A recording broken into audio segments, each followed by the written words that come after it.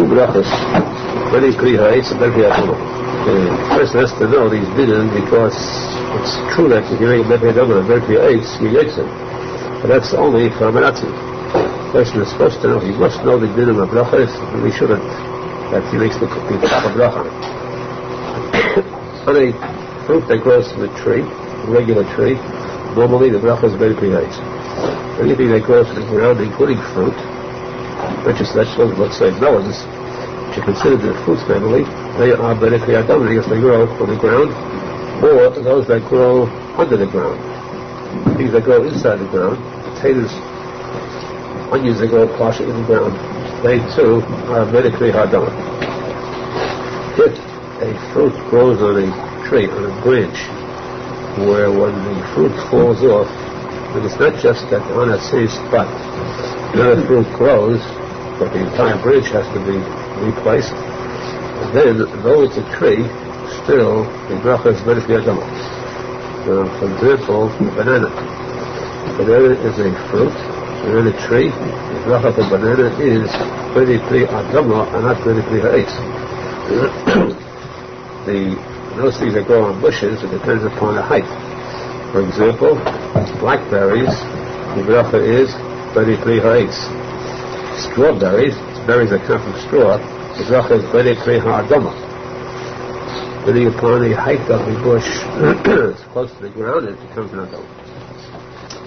On a thing which is, now, the bracha for the fruit, if it is an item, fruit or vegetable, an item which is eaten raw, that's a normal fruit or vegetable.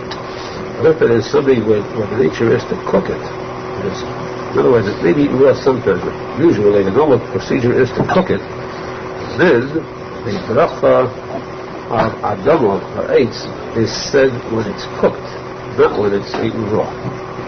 Eaten raw, the bracha is shahakal gas, that means that's eaten not the regular manner.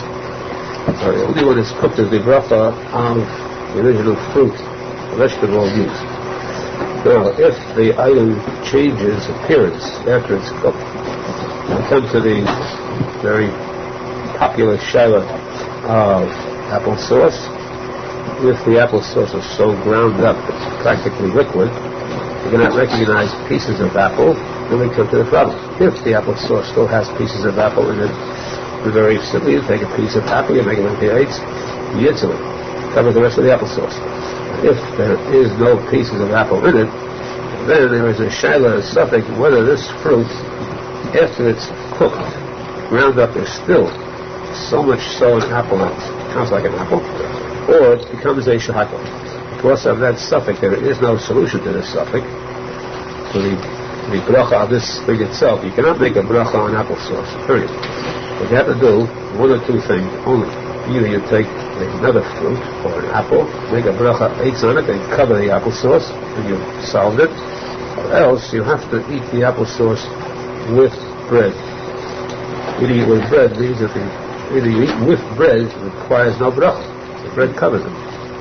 Even in the middle of a soup, middle of a meal, you cannot have the applesauce eaten without a bracha covered by bread, because the same as fruit, you said, middle meal would require a bracha. But here the only way is to eat bread with the applesauce, or to make a bracha on the fruit to cover the applesauce. We should be zecher to cover ourselves with the dinim of brachas, to know the dinim of obeying properly, and to cover brachas with the Shleim, Hashem, to pick up and see the good Shleim and Hail.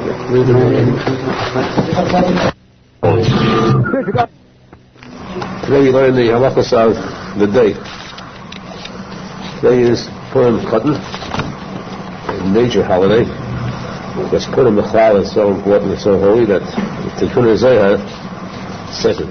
Very according to other sources, it's the Tikuney Zohar which says that Yom Kippurim in Kippur is called Yom Kippurim. Why? Because it's the holiest, the most awesome day of the year. Yom Kippurim, day of forgiveness, it's the holy of holies. What makes it so great? Because it's like, similar to Purim. Yom Kippurim, the day like Purim, that's why it's so big. Which means, now try to imagine what Purim is. That's why there's Yerushalmi in this, probably too, but that as a Levite, minor holidays will disappear, but Purim will remain. Purim is a major holiday, and Nosson explained because Purim is a symbol of the power of the tzadik emes. What's Purim? Purim, the miracle is Mordechai and Esther. Tzadik emes, the tzadik emes and which means the Mishlemus, the Duchra and Nukra. Tzadik emes, you have the Megillah brought to them, the Hastara, the hidden Teresh Minishta.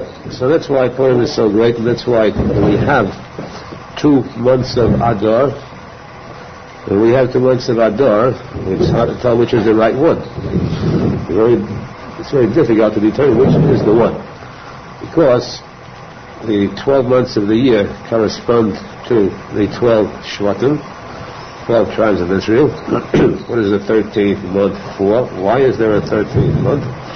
Aside from the practical reason,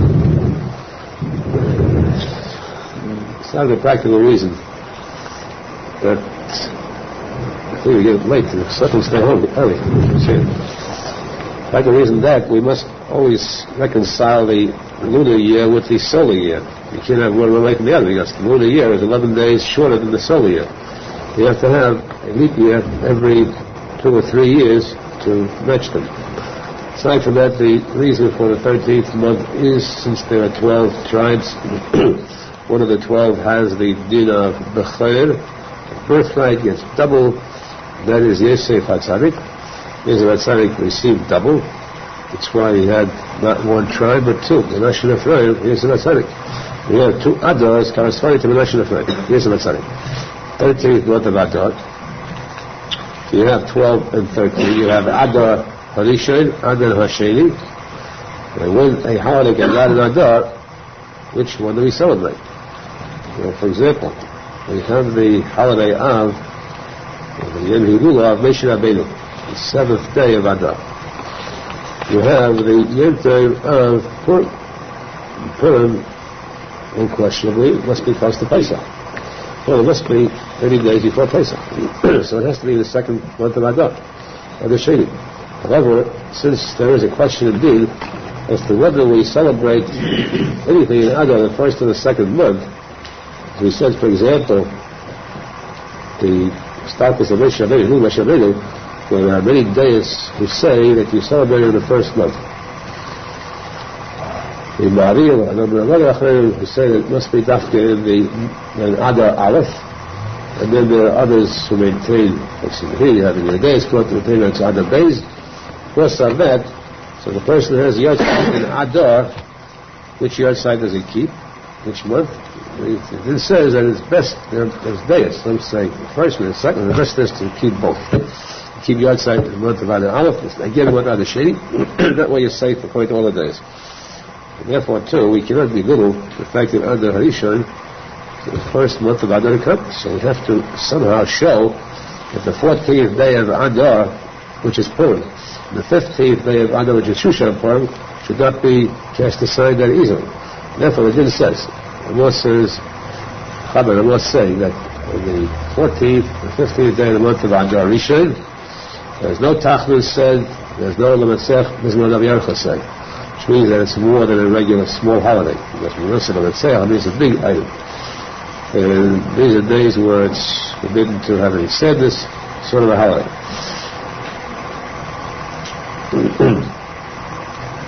There are some people who are accustomed to make a feast, a mishtah. Make a feast, mishtah v'simcha. It's found in the Lashon of the Torah itself. So some say mishtah v'simcha on the 14th of the 1st month of Adar also. The meaning is not like that. The Ramah always brings the meaning is not like that. Finished. But, he says, still, despite this, a person should still add something to his Suda. Watch this carefully. A person should add something to his Suda. You want it to be, say, those who are Machmir, that you have to have an extra Suda on this day. Purim Cotton. Purim Cotton is the first I got today. Purim Cotton. And what the answer those who say that you should have a Suda on Purim Cotton. And a little bit, because with Teiv Lei Mishteh Tamid, a person with a good heart will not be the person who's filled with the right spirit. Mishteh Tamid will always celebrate the Mishteh feast. So why is Rambam saying this?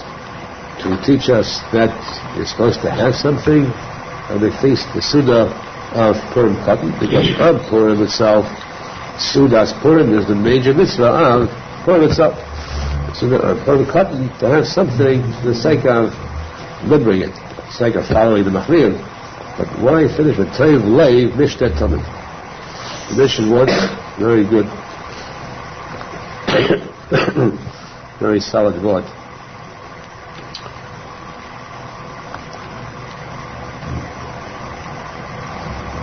Not by the Aruch Zohar. The Zohar brings something in it has to be there. Aruch Zohar says, note, that this is the Ramah's words, last words of the Shulchan. The last chapter, the last sentence, the last phrase in the Shulchan is a Teiv Leiv Mishtet Tamid. It's the end of the entire Eidach. The very first sentence of the Ramah, the beginning of Menachem, chapter Aleph, Siman Aleph, the Ramah brings there also the Shivisi Hashem Lanegdi Summit. Person should always remember this posek and consider Hashem before me always. Always Hashem is before me. He says that it is not by accident, it's by design that the Ramah began with the words Shivisi Lanegdi Summit, and he ended with Leiv Teiv Mishtet Tamid.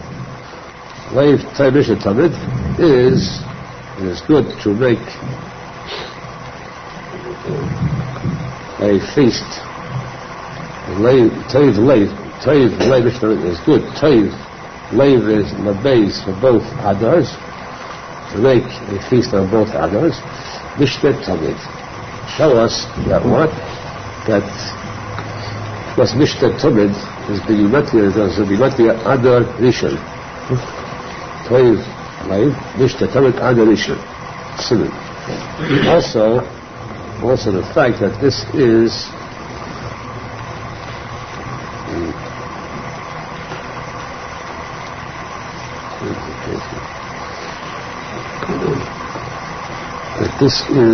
Shnei Tamidin Kiruv Chassid.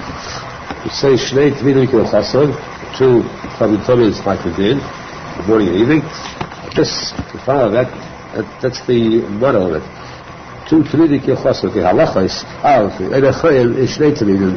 They deal with one Tamid, she's a Negi Samid, and the other Tamid, Mishtet Tamid. These Shnei Tamidin like Kiruv Chassid, the Halacha is Samid Achayim. He ends up with something that is very good and very happy. And the Rishon, Simcha, and Teiv Leiv, but the Halacha is a Mela, always end with Simcha. You should always to fulfill the mitzvahs with Simcha, because the Arizal was asked once, how come that you became the Arizal? How come other people also, in those days, used to fast, they used to roll in snow, they used to spend time in torturing themselves, they'd spend days and nights, they'd spend thousands of nights in study Torah, and thousands of days in Tainas Dibur, and self-inflicted tortures, and so forth. How come in all of them got nowhere as compared to you? You became the Arizal. What's the secret of your strength? It's not the hair, like Shushan. The answer is, why do I have more kedusha, more power, more holiness than them? And infinitely more, not just a little bit. Arizal was so much greater that he was compared virtually to the highest of the Tanakh of the Gemara. He said that when he came to the heavenly world, to the heavenly yeshivas, they all vied for his presence. Everyone invited him to my yeshiva. This is in heaven. Yaakov, Meshabenu, Mashiach, we're talking about the greatest yeshivas in heaven. They all said, come to my yeshiva. Invited. It's good to be a warm, accepted guest there. So the reason he was Zechadis was primarily because he did the same mitzvahs as they did. Exactly. He struggled in self-sacrifice and self-inflicted. He abstained from any type of hanor in this world. Teda, tefillah, everything. The koyach. He always learned Teda. He brought until he perspired through the effort, physical effort, learning Teda. All this was done with a highest degree of simcha. And that's what got him there. The opinion of simcha, to get a person to. That's why Menachem says that mitzvah gedela, yes, besimcha, tamid. Why Talmud says it? The real halacha, Talmud, that's the key. That's why Teiv Levish and Torah. She's not a target to the that should be Ibis, the Simcha, it's Midus, and the Slibi Eidinu. Now, coming up to the Chodesh Agula, Misa Begula, see the Aharon and the Dias considered later.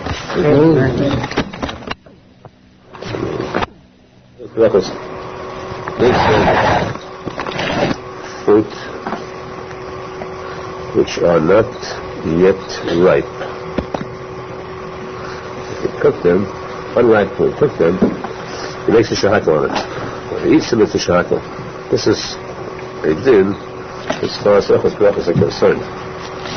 On this din, we have an old Torah by Rabbi Arizal, who says that a person should be very careful with the matter of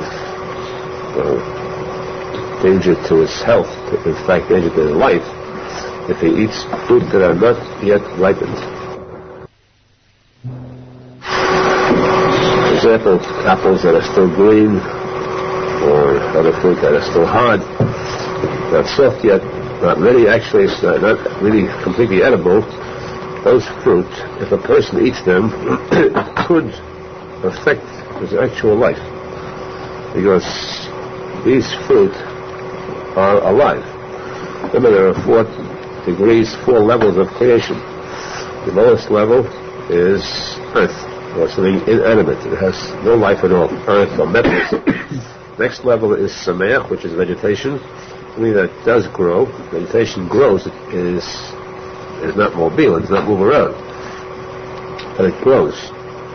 Third level, third highest is chai. It's animals, birds, fish. Grow, live, move about. The fourth is medaber, human being who speaks, who has the intellectual level, which means that above the first level, above the lowest level of daimon, everything else is alive.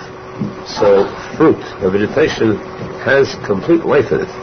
It lives and it dies when it is removed from its source of life. When you take an apple off a tree, that apple, if it is not complete, if it's completely ripe, there's no problem. It's ripe, it's ready to be retired into its new kind of life, where it will be eaten, absorbed into the bloodstream of the person, and elevated to a new position of medaber rather than sameach. But if it's not ripened yet, then while the apple is on the tree, while the fruit is on the tree, it is nourishing. It's being nursed by the tree. It receives its life. What makes it grow? The life that it receives from the tree, the branch itself. You take it off the tree, this fruit is, in a sense, strange as it may seem, is actually, in a sense, gasping for breath, for life. It needs that breath, that life that comes from its source, does not receive it, so it gasps, drooling, seeking a place to get this breath of life. The person eats that fruit, and as the fruit becomes eaten by the person, the fruit begins to draw its life from the breath of life of the person himself. That means then that it is actually possible that you have an item. This is even more awesome, more eerie than zombies or other cases. Here you have a vegetable that can actually eat people. A man eating vegetable. This is actually true. It's being done every day. Of course, in some cases it's an improvement. I mean, these guys who eat vegetables and they're being improved. They become part of the vegetable. But for a medaber, regular person, it is possible that the fruit could draw out the life of that person. Life meaning the ruach, the spirit, the neshama, the nefesh of that person, and thereby actually cause a person to chas v'shalom die, or at least to weaken that person by removing part of that person's life. Hence, this is a very serious item. This is only the beginning, first statement of Arizal's words. Much more. Arizal goes much further on. This is not the time or the topic for it, but to show how, in a much deeper sense, how this fruit could draw out the soul of a person. The fact is that the fruit, as we look at it, is a fruit. Or the Menachem says, you look at a chicken, it's a chicken. It's what you see with your eyes. you could see with real eyes, you can see this chicken is actually an old man, or let's say, in this case, an old man with a long beard, who has been sent back as a gilgul, reincarnated this chicken. The shepherd takes the chicken and pulls the head back, and he cuts the throat. What he doesn't see is he's pulling back the beard of an old man, and slicing the old man's throat, which means that he's doing it a favor, of course. The Baal after this gilgul to a tikkun. It must be done with special kavana, otherwise he's destroying the neshama there too. So here too, the Menachem is at the highest of the neshamas. The only gilgul they go into vegetation. Plus, ki Adam eitz hasoda. Adam is the highest degree. Adam gever eno ish. Always saying a person. All of the Zaynik Kodesh says that Adam is the highest. Adam, the highest neshama, becomes eitz hasoda. Therefore, you must be very careful with these fruit. First of all, learning Hilchos Brachos, the Menachem is be very mechaven. You should be very mechaven to say the Brachos with real kavanah. Very clear should be said with tremendous kavanah, with that this is a mitzvah, is a big item. You're not just eating a fruit. You're taking a fruit which has in it the neshama. You're very ma'ala this neshama to a higher level. Tikkun, the neshama is released to go to its higher place in it. Plus the fact that this neshama needs its sustenance. If it's not ready yet, then it will take out. We can understand now why the neshama can draw out the nefesh, the ruach, of this person eating it. Therefore, a person should be very careful. If you have fruit that's not ripe yet, put it down on the windowsill where the sun can get to it to ripen it, but do not eat that fruit until it is ripe. And of course, as far as the brachas goes, we said whatever the bracha is fact. Still, it's up to us not to avoid that shiloh. Not to make a bracha on it. But it is right, because the bracha is better the eggs. Let's be zeichet to our tafkid, our mission, by completing ourselves and even helping to complete other neshamas who need a tikkun. That's a chus to see with our eyes now. We covered this day of Shushan Purim. Maybe they'll say Shushan Purim is a yontiv.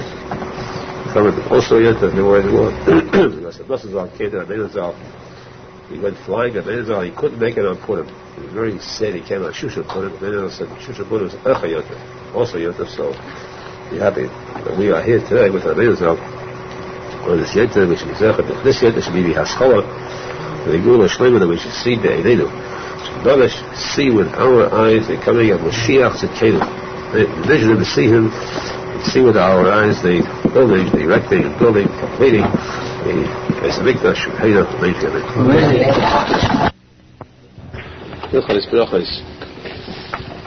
The bracha for fruit is Bnei Pri Ha'etz. Yet within that fruit there is fruit juice. It means pure fruit juice.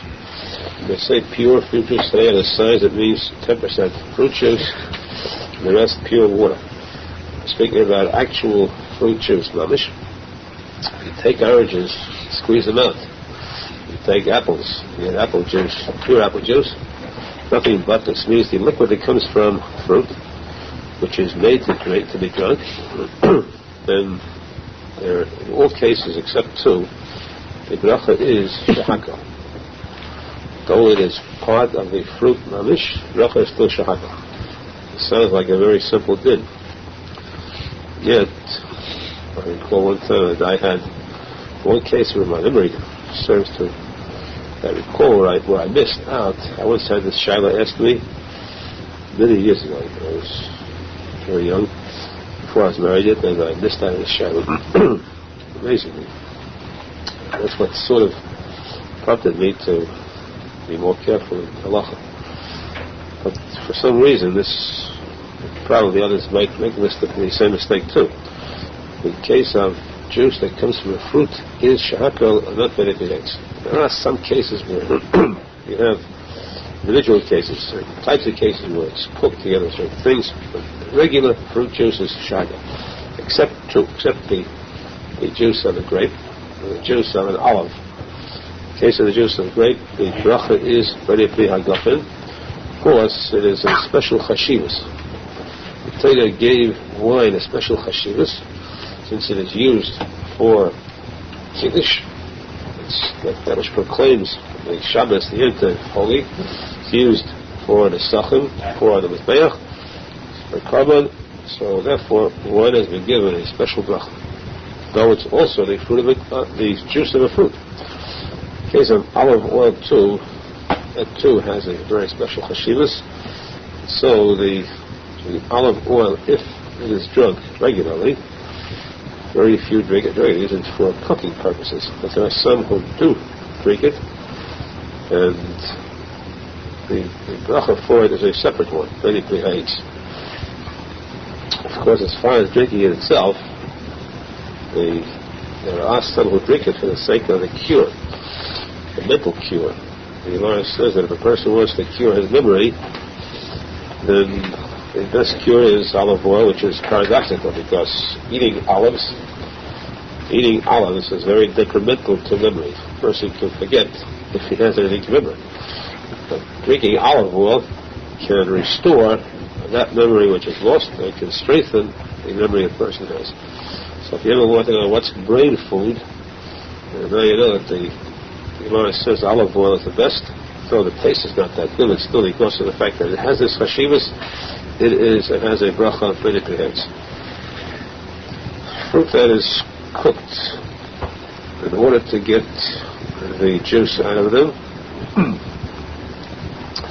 then that too is a bracha shahako. For example, fruit means anything which grows. For example, the cocoa bean or tea leaves, if they are cooked, the bracha is shahako.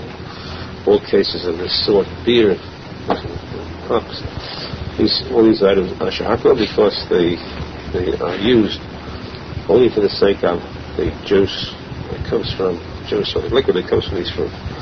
In all cases, remember that proper bracha is shahako in cases of fruit juices. Let's be zochet to fully brachas correctly and to purify ourselves and our minds, because the mind is the place for the neshama. The more even so than the heart. The heart is a mishkan, the nefesh, ruach is the mind. The mayach is the place for the neshama. The neshama shel is there to purify our mayach only with pure thoughts, thereby give the proper place to the neshama. It should be emes, and to be zechet, to see the inner, yes, Amen.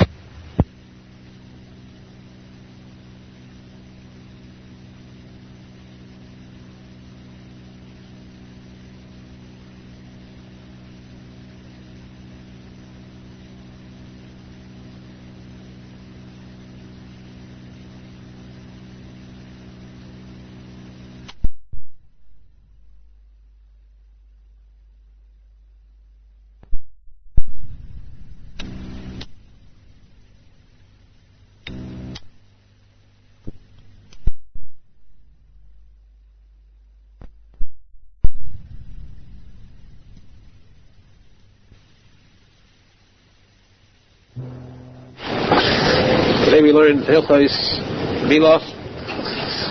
Rabbi Arizal said he left a tzavor that every Jew is compelled to learn a din, the Shulchan Aruch, every day. Especially today, when we deal with the mitzvah, the basic mitzvah of Bris Milah, which symbolizes the Tikuney Bris for the entire Klal Yisrael. Rabbi Arizal says in order to be zechet the Tikuney Bris, Yechalkel Dvora B'Mishpat. Mishpat means din, to learn Shulchan Aruch, to clarify, to remove the suffix Mati Amalek, which is the Chila B'Nis, and that way to be zechet too, the Emes Tikuney B'Nis for everyone. Not now, at the time of the B'Nis, when Eliyahu Navi is present, there is Pinchas, the Kanei Ala B'Nis, if we're all mahad here, very carefully, the mahad be Emes in our mind and our heart, to do tshuva, then the Vadai, certainly, without a doubt, without Amalek, without suffix, but the Vadai will be zechet to Tzlicha Mehilik Apora. Hilchos Milah then says, it is a mitzvah saseh, one of the Ramach mitzvahs in the Torah, for a father to perform the bris on his own son, or the Mechabed, to make a shliach for another Jew, a male, to perform this act. The father is also supposed to give the knife to the male, in that way to make him a shaliach, to stand by him at the time of the bris. The father cannot turn away; he must stand by to show that he has made him a shaliach. After the male cuts, performs the chaticha, the chituch, between the chituch and the priya, that's when the father makes the bracha shekishonu lachnisam v'nishal avim.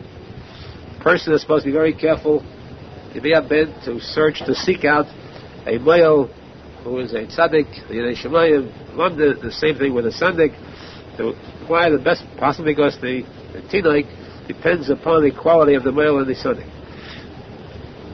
It is a din too that everyone present at the bris must stand. Aside from the only one that sits is the sandik himself, who holds the child. But after the father has made the bracha, everyone replies, they wish, they bless the father and the parents and the child. They should be zecher to see nachas, Jewish nachas in this child. As we said, the male is supposed to know very much, very well, very efficiently the dinim hilchas milah. And that means, of course, that a person should seek out a proper male, because most important, it's not just the act of milah, but the dinim, and the knowledge of whether the child is fit to have the bris performed, whether the child is healthy enough. The custom is, the minig is, that after a bris, there is a suda, a feast made. Suda means a real feast, because the mitzvah of bris milah is unique. You find, the Gemara says that although we find today that the majority of Jews are not religious, they do not obey the mitzvahs. How many Jews come to shul? How many Jews put on tefillin? Tefillin is the basic mitzvah of the ice, the symbol of the person being a Jew. There are two edus that testify that a Jew is a Jew. Those two edus are tefillin and bris. And yet we find that tefillin is so neglected that a vast majority, one would find, they're not put on tefillin. How come that the second one, the ice bris, is performed? This mitzvah, we find that the least religious Jew, even the Reformed Jews, also perform this mitzvah. Why was the mitzvah of bris zecher to schiyah for it? Zecher that people do it, and tefillin not. Other mitzvahs, even Shabbos. Shabbos also nice. There's more Mechali Shabbos than there are Shemei Shabbos. Yet the mitzvah of bris, there is performed by every Jew. Come on. Yes, the Gemara says this because this mitzvah was accepted by Jews originally with simcha. Sos onechi al nesecha. This refers to milah. The Gemara says, so because the mitzvah is received with simcha, therefore it has a kiyum leil avoid. So great is the importance of mitzvah of the simcha. Therefore, Menachem says mitzvah gedel is a simcha. But simcha itself is a mitzvah. Coupled together with this mitzvah, it gives it the strength to remain forever. Because of this fact that it was accepted by simcha, with simcha, it is a simcha, it's a mitzvah to have a regular suda, a full-fledged suda, which means only basa, not milchiks and not parva.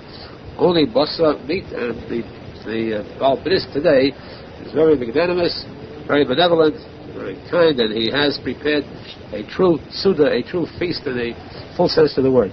We should be zacher, that we should see, we should all see mazel, or bracha, and shefa, this mishpacha, in the ben irach rimo should be zecher to be fully grown to become a Baal Taida, Ben Taida, and the parents should be zecher to bring him in to chuppah, see myself from him, and we should be zecher today to the true shlich of Hilik HaPorah, and merit, deserve to see with our eyes, Be'inenu, Dias, Mashiach, Kenem, Me'eda, Amen.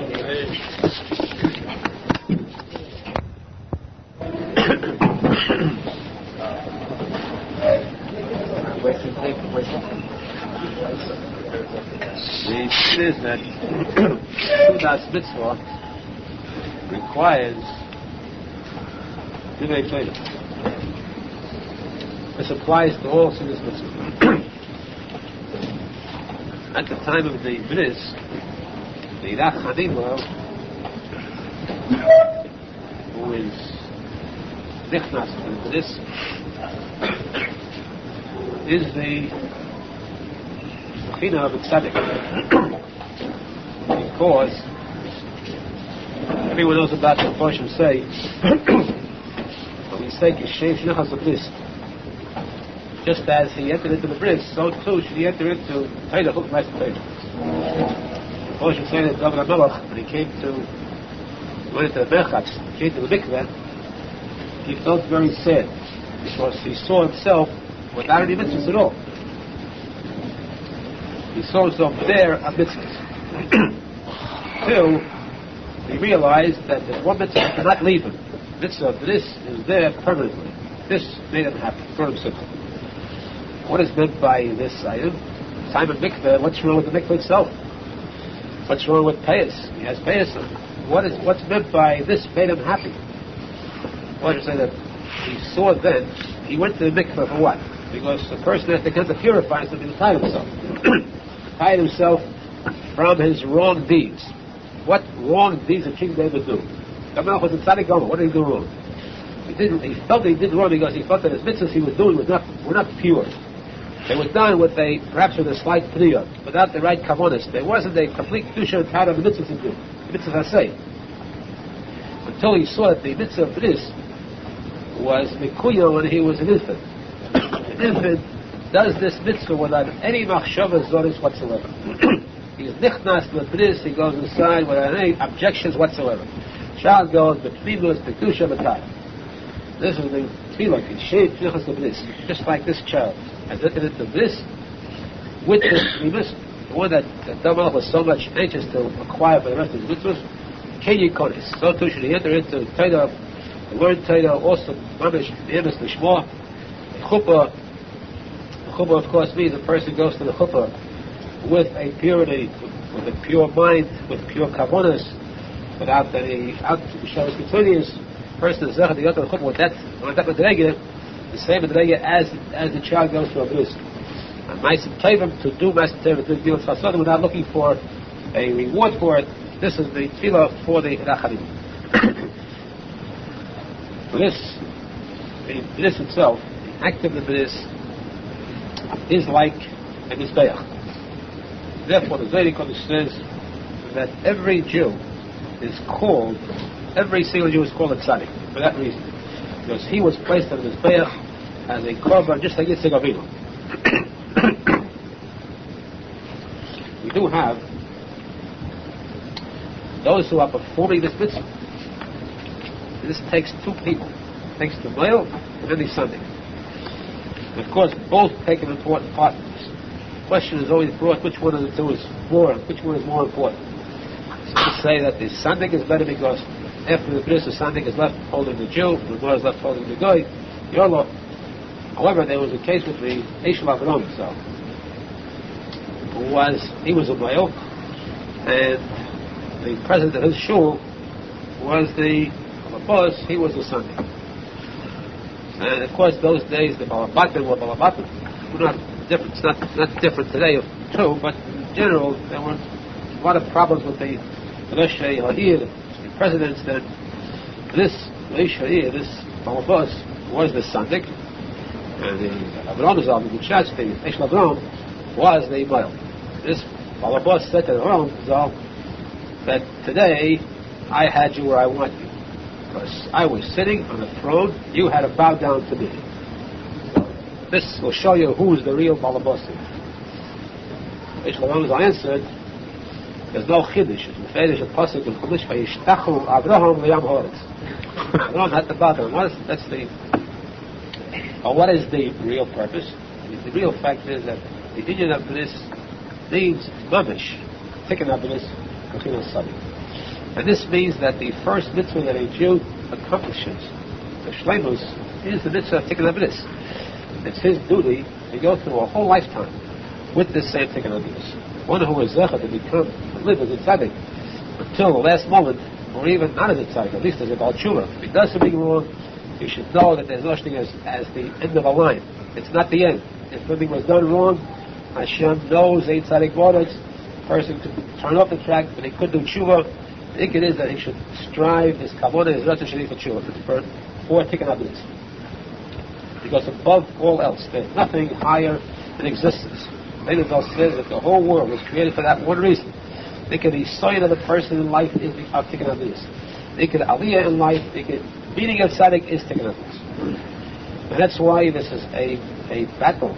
The whole life is a war. And this war is so great. Even Hashem Kaviyachal too goes into this battle.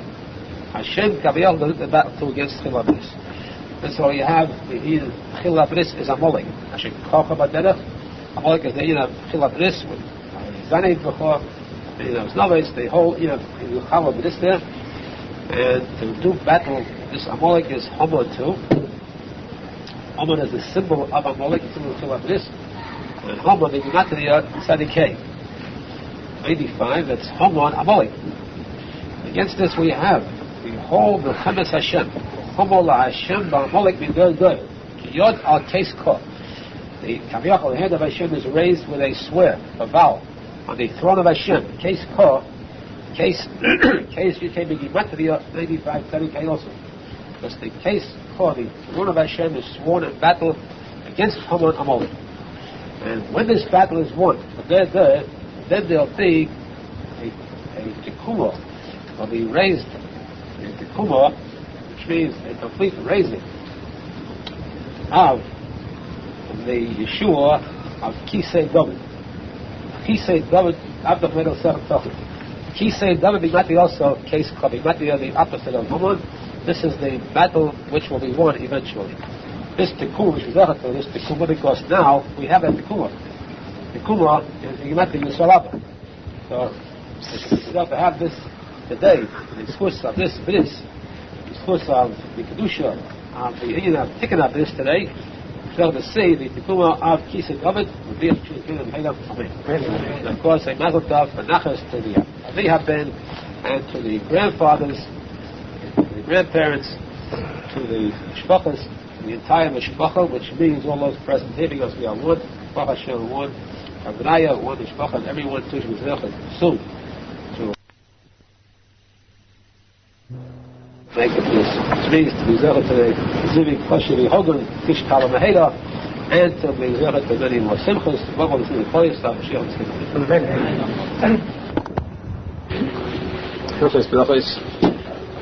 Din Ika B'Tafel. You have two items of food. One is major and one is minor.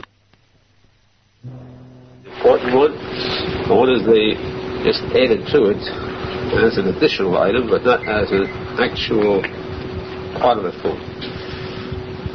Throughout the entire Torah we find the din of Ikar that we must give preference, priority to one that is superior, whether it's a person or whether it's a Dusha, or even if it's an item of food. In this case, of course, referring to the Hilchos Berachos, a person eats two items of food together. And one is the main item, which means his kavanah is to eat that one item. But he adds a second item to it, just as a matter of convenience. For example, he wants to eat a very sharp, tangy, spicy food. Spicy item. That's his kavanah. But it's too sharp to eat by itself, so he adds a piece of cake or even a piece of bread or any other item to ease the sharpness. In that case, his kavanah is to eat the tangy food. He makes the bracha on that tangy item, which let's say is a very clear eitz, and the rest of it is covered by this bracha.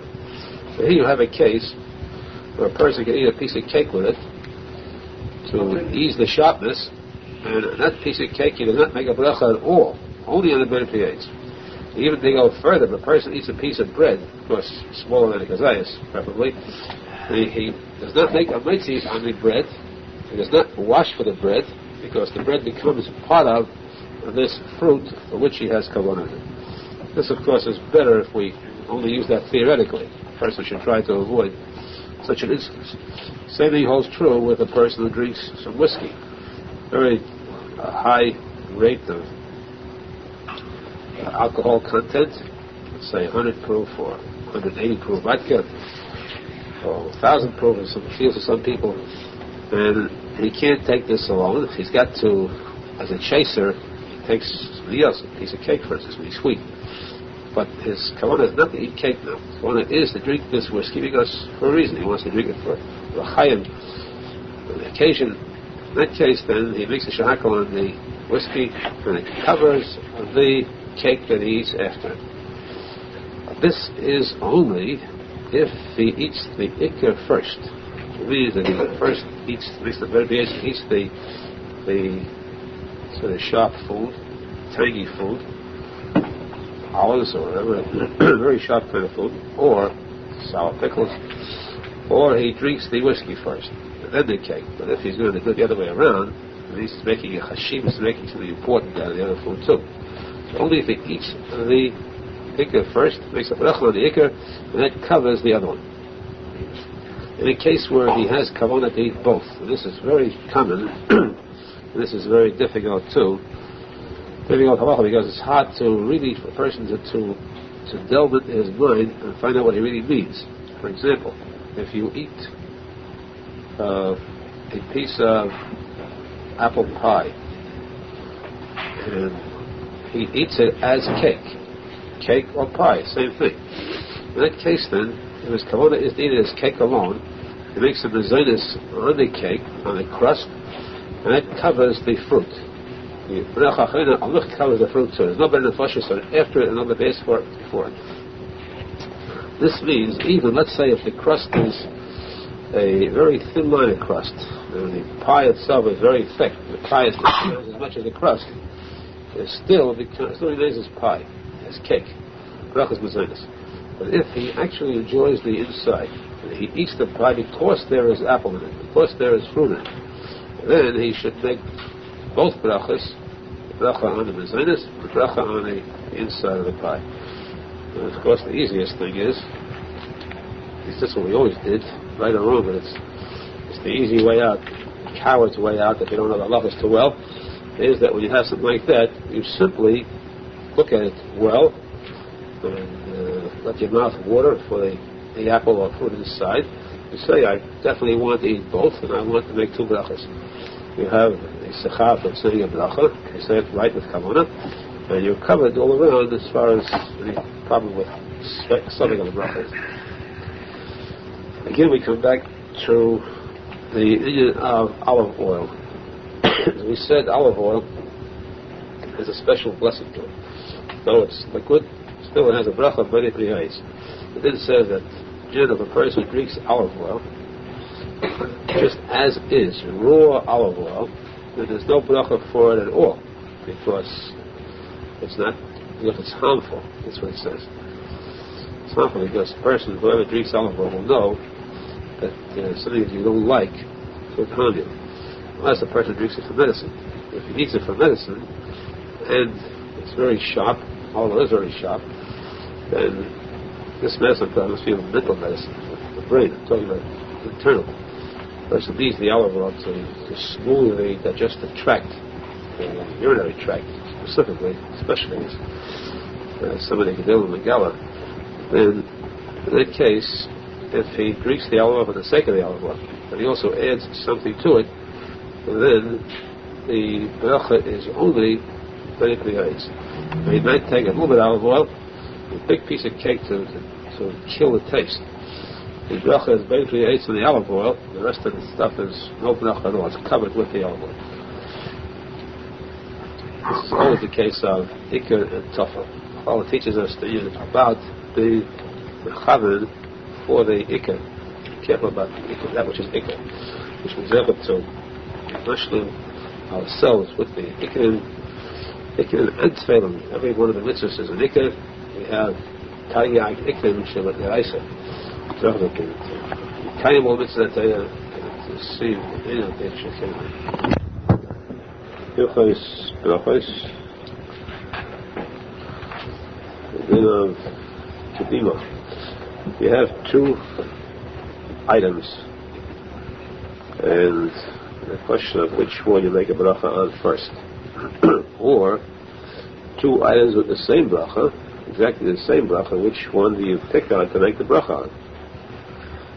For example, you want to make a mitzi, we know always that the ikar bracha is on a shalim. whole challah, you make a meitzia rather than on a broken, cut challah, even during the week. When you have two kinds of fruit, both are very pri ha'etz, and you want to eat from both of them, which one of them do you make the bracha on? Which means, which one do you take a bite from first? In that case, you have a list of priorities. First, the one you like best, the one you desire most, that's the one that's most chashuv. So you make a bracha on. Pick the one you like best. Let's say you have a fruit cocktail. You have 4 or 5 different kinds of fruit. You got to make a bracha on one of them to start it off. Pick out the one you like the best of all, the sweetest or the most tasty. And that's what determines which the bracha is made of.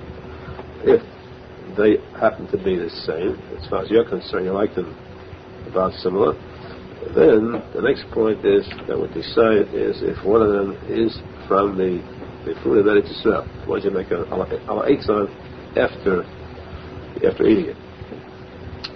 If they are also the same, then the third item is that you pick on the one that is whole. If you have one that is whole, and one that's not whole, you make a bracha on the whole. So, therefore, the order, remember, first thing, if you have 3 kinds even, one is whole, one is from Eretz Yisrael, and one you like best, the first bracha, the bracha you make is on the one you like best. If you don't have that item, if all 3 you like the same, and one is Eretz Yisrael and one is whole, you pick the one from Eretz Yisrael that goes before the whole. If they're both from Eretz Yisrael or both not from Eretz Yisrael, then you make a bracha on the one that's whole. Well, the second item is a very difficult halacha, a very painful one, because there's a big kasha on it and I don't have any satisfactory answer. Well, we can give somebody that's, I think, afraid to go into to answering because it might be wrong. Still, of course, there's a simple solution. Next thing says that if both of them are 2 different brachas, let's say that you have an apple, you have a banana. One is eitz, and one is adama. Here again, the din is that you make a bracha first on the one that you like best. Which means, let's say that you like the banana better than the apple. According to this halacha, you would make a bracha on the banana first, adama, and then on the apple, eitz. Now we know for a fact, halacha we stated before, that if you make an adama, a brachas adama, it covers fruit that grows on the tree, because the tree comes from the ground too. If you make a very pri ha'etz on the fruit that grows on the tree, it does not cover a vegetable, because the tree does not cover the ground. But you make adama, it covers everything in the ground, which includes also a very pri ha'etz. In this case, we see that you're supposed to make 2 brachas. First, very pri adama, and then very pri ha'etz. Why doesn't it cover it? So in din, let's say the Maisa, the din says that some of the Aharon bring that the healthiest thing in a case like this is, since you do have a halacha of chaviv, you like this better, you're supposed to make a bracha on it first. You make a bracha on the adama, and you're masiyach das, you have no intention of eating the benefits.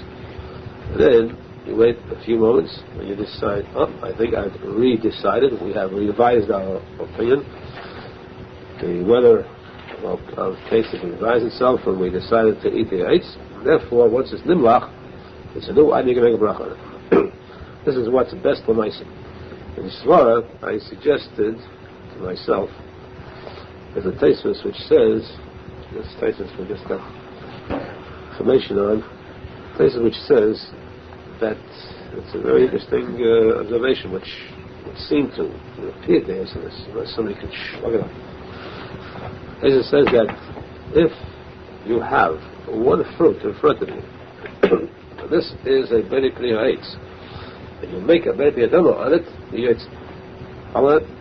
have one single fruit, an apple, and you make a adama on it, a bracha adama, by accident, let's say, or even amazing deliberately, covers the very clear eitz, because eitz is included in adama.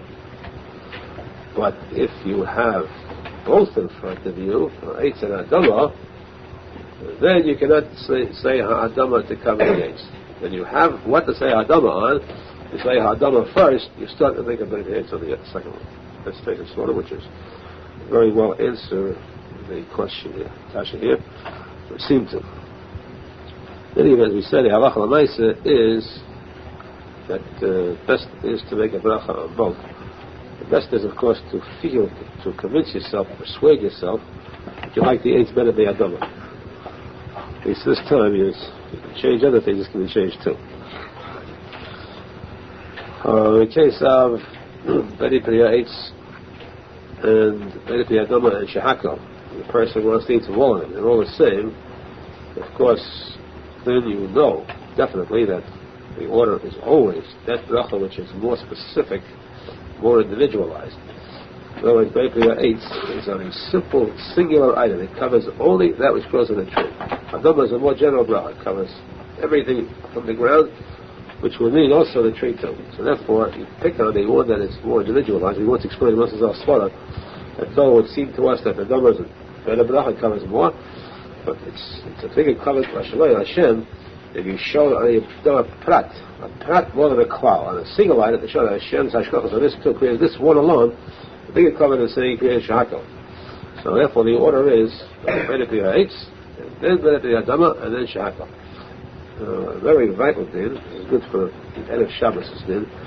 If you have a mezainis, and you have wine, mezainis, cake and wine, anything else, always the Bedi Mezainis goes first. Mezainis is the first bracha always. If you have Mezainis and fruit, anything. But Mezainis goes ahead of all the other brachas. It means if you have Bedi Mezainis and Yayin, Bedi Gafen, the Mezainis goes before the wine. That's the law, that's the rule. If you don't do that, you are insulting Bizi Achman, you're insulting food. This food receives priority. In that case then, this goes before Mezainis. Or by the same token, how much you lach. So on Friday night, when you have wine, and you have chalas on the table, how are you going to make a bracha of Bedi Priya on the wine, kiddush, before you make a bracha on the chalas? The chalas will be insulted. That's why we have to have the chalas covered. We keep the chalas covered for different reasons also. But this is one of the reasons we keep the chalas covered. Chalas should not see its embarrassment. Chalas have eyes, they have feelings. It's a very deep point. It should teach us how important it is to